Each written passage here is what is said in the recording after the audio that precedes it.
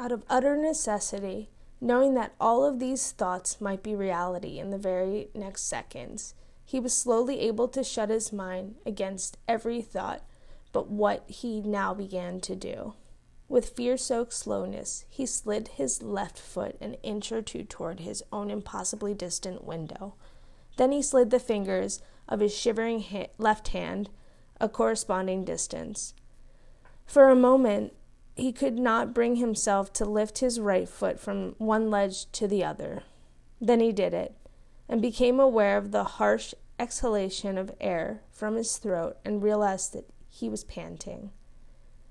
As his right hand then began to slide along the brick edging, he was astonished to feel the yellow paper pressed to the brick underneath his stiff fingers, and he uttered a terrible abrupt bark that might have been a laugh or a moan. He opened his mouth and took the paper in his teeth, pulling it out from under his fingers. By a kind of trick, by concentrating his entire mind on first his left foot, then his left hand, then the other foot, the other hand, he was able to move almost imperceptibly, trembling steadily, very near without thought. But he could feel the terrible strength of the pent-up horror on just the other side of the flimsy barrier he had erected in his mind, and he knew that if it broke through, he would lose this thin artificial control of his body. During one slow step, he tried keeping his eyes closed. It made him feel safer, shutting him off a little from the fearful reality of where he was.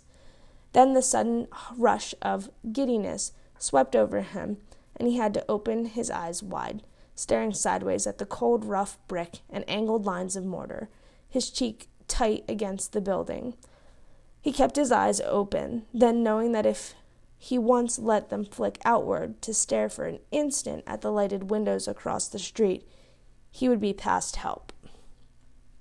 He didn't know how many dozens of tiny sidling steps he had taken, his chest, belly, and face pressed to the wall, but he knew the slender hold he was keeping on his mind and body was going to break. He had a sudden mental picture of his apartment on just the other side of the wall, warm, cheerful, incredibly spacious, and he saw himself striding through it, laying down on the floor, on his back, arms spread wide, reveling in its unbelievable security. The impossible remoteness of this utter safety, the contrast between it and where he now stood, was more than he could bear. And the barrier broke then, and the fear of the awful height he stood on coursed through his nerves and muscles. A fraction of his mind knew he was going to fall, and he began taking rapid blind steps with no feeling of what he was doing, sidling with a clumsy, desperate swiftness, fingers scrabbling along the brick, almost hopelessly resigned to the sudden backward pull and swift motion outward and down.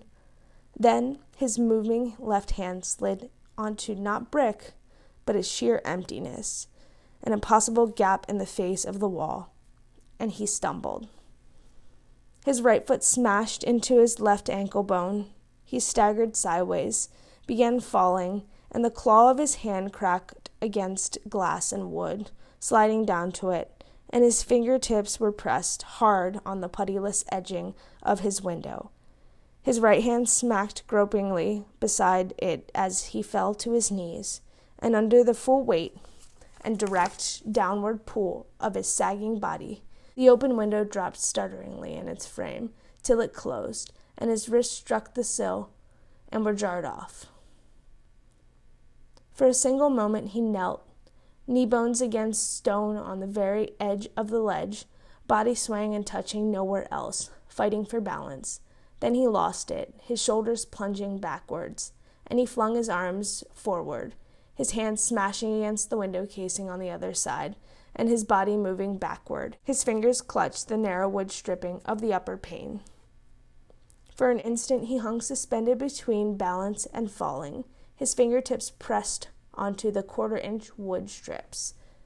Then, with utmost delicacy, with a focused concentration of all his senses, he increased even further the strain on his fingertips hooked to these slim edgings of wood. Elbows slowly bending, he began to draw the full weight of his upper body forward, knowing that the instant his fingers slipped off these quarter-inch strips, he'd plunge backwards and be falling. Elbows imperceptibly bending, body shaking with the strain, the sweat staring from his forehead in great sudden drops, he pulled, his entire being and thought concentrated in his fingertips. Then suddenly the strain slackened and ended. His chest touched the windowsill, and he was kneeling on the ledge, his forehead pressed to the glass of the closed window.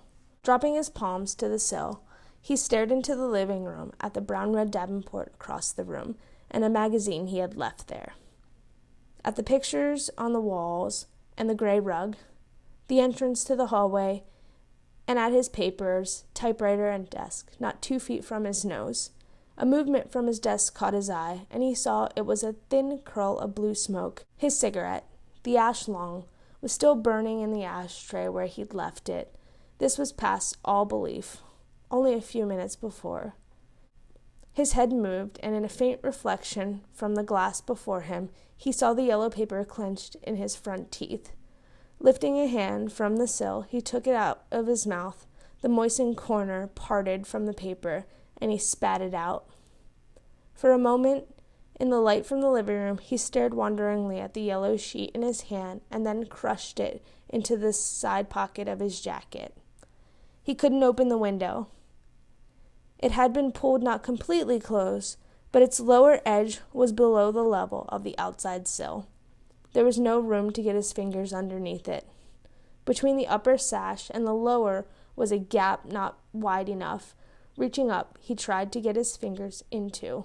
He couldn't push it open. The upper window panel, he knew from long experience, was impossible to move, frozen tight with dried paint. Very carefully observing his balance, the fingertips of his left hand again hooked to the narrow stripping of the window casing. He drew back his right hand, palm facing the glass, and then struck the glass with the heel of his hand. His arm rebounded from the pain, his body tottering.